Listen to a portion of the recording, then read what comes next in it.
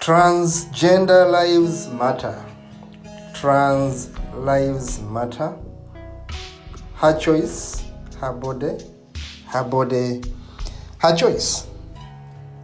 Brenda, also known as Sembajwe, went to a local market in Uganda. She was dressed as the lady she is, and when people realized that she was putting on a dress, they descended on her, beat her, and caused her arrest, and she was charged with an offense of being idle and disorderly, false pretense, putting on women clothes when she is supposed to be a man, and she was imprisoned for 30 days. This is the meaning of homophobia. This is the meaning of homophobia targeting trans people. Welcome to this episode where I'm going to talk about transphobia and the challenges they face. My name is Kato Mukasa, a Ugandan lawyer, an activist, and a human rights defender for the last 15 years, working with minorities in Uganda. First definition is first. When we talk about transgender, we mean a person whose gender identity or expression does not match the assigned sex. For example, this person is born man, but this person feels she is a woman. Therefore, this person thinks the body she is having is not the body he must have. A person who happens to identify or expresses a gender identity that differs from the one the person was born with, that person is a transgender. A person who has strong desires to assume the physical characteristics and gender roles of the opposite sex. Such a person is transgender. Such a person can undergo hormone treatment, and some of them go through surgery to attain the physical characteristics of the opposite sex. We have seen those with money who have done so, especially in Europe.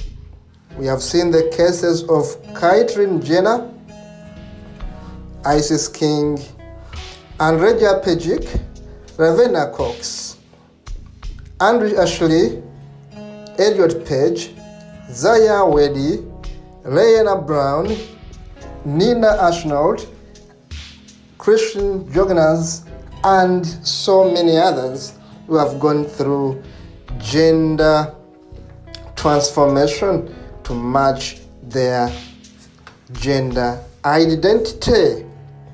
Now, we are saying that trans lives matter. We are saying that let us avoid homophobia, ditch patriarchy, love is love. You can be born in a wrong body, but remain the same person. You are born male, you have a male organ, sex organ, but you feel you're a woman.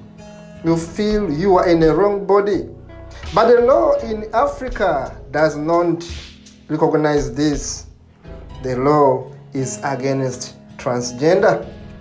And I've seen women who dress as men, has masculine characters, and actually identify as men. They want to be men, but the laws cannot allow them be. It's criminal.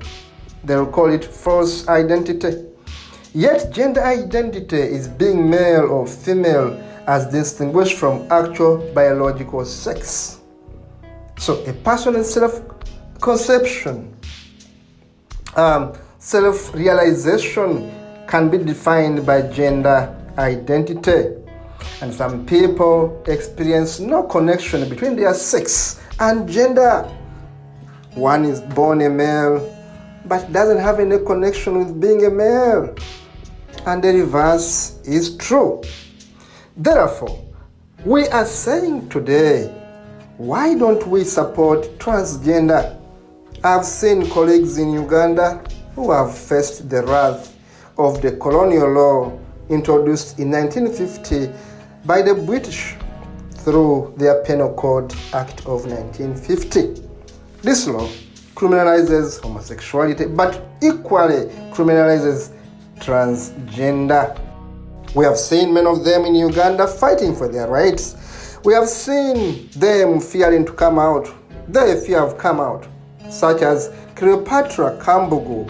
Kambugu was born a man and was able to change her identity. But we should note that Kambugu actually had been born as intersex, or what we can say hermaphrodite. That Kambugu had both the male and female organs on her, and therefore was able to get surgery so that he can change to the person she wanted to be, a woman. And the law in Uganda accepts that. The law in Uganda, according to the Registration of Persons Act 2015, it allows people born as hermaphrodites to change their sex and identity through an operation which must be conducted by a doctor. Now in Uganda, if someone is hermaphrodite, can change the sex identity. But remember, not every transgender is hermaphrodite. It's the reason why we must have this law changed for the better. We have had people like Sean, a transgender man who was yelled at and beaten in a public taxi because people knew her as a woman, and here she was identifying as a man. Others, like my old student Wells Magufuli Nyonyintono, was beaten almost to near death and has been forced to go to exile as an asylum seeker in South Africa, where she is undergoing therapy. Magufuli simply identified as a woman. Ladies and gentlemen, trans lives matter. Trans lives are important, and trans lives must be respected. We must therefore rise up and have laws changed to favor people like Martin Mubiru, a trans woman, Noah Mirembe, a trans man, Peace Hope, a trans woman, Wells Magufuli, Arthur Katongole, and many others. They want name change given at birth. They want sex identity given changed, and they want legal documents that were assigned to them changed to suit their current identity. NGOs such as Alea Uganda, Trans Network Uganda, Tala Foundation, and Farug have been at the forefront of fighting for the rights of transgender people. We still say trans lives matter. Let trans people be trans people. Let us allow them the liberty and freedom to be who they want to be, because they were born in the wrong body. If they want to be what they want to be, let us support them to be the people they want to be, because trans lives matter, because human rights matter, because sex should be defined by the holder and not the law.